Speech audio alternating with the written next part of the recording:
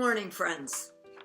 On this Saturday, just before Palm Sunday, I wanted to share with you a few thoughts before Holy Week begins. We are living through an extraordinarily difficult time, but we are getting through it. Although we are celebrating in very different ways than we usually do, we are still very much being called by God to be faithful. To live the fact that Jesus' death on Good Friday is not the end of the story at all, but that Easter morning brings us to the beginning of a splendid new story.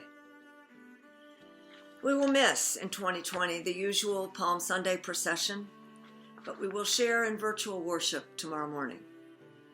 We will miss the somber, dramatic Maundy Thursday evening Tenebrae service together, but our deacons will be offering online scripture readings of Jesus' life and death for a moving remembrance in which we can all share.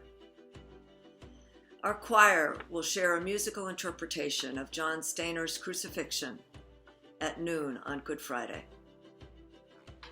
We will wait until later for our usual sunrise service and youth mission breakfast, egg hunt on the West Lawn for the children, and dramatic Easter service of resurrection in the sanctuary.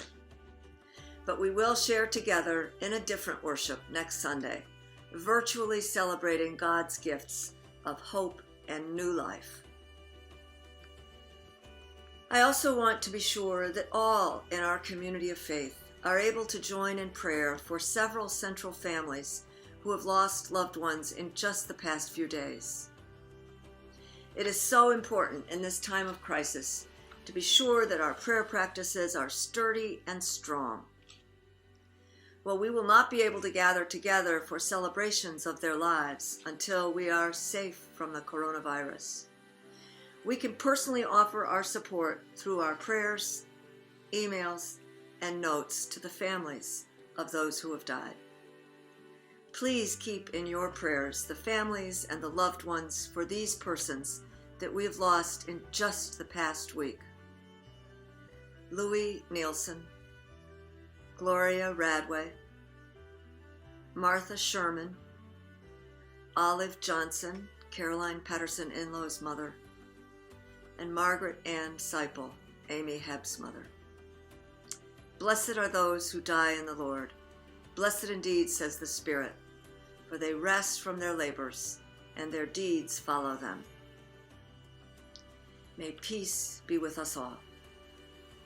Friends, do remember that while we live through these unusual times of social distancing, we are still spiritually connected. We may be apart, but we are together in faith and hope and love. Do plan to join us online for worship. Thank you.